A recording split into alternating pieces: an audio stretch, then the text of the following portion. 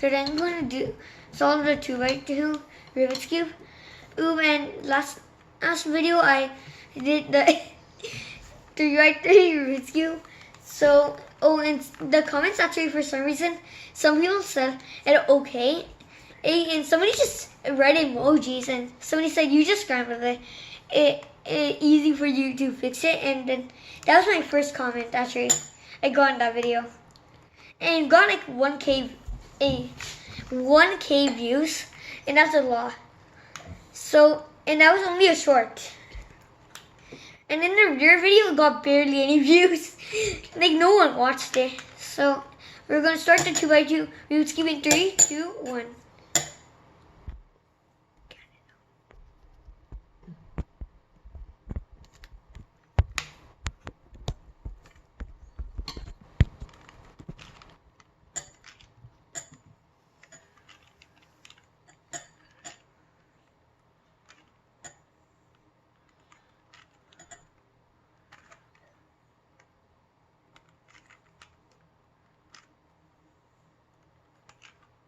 And there you go, I did it.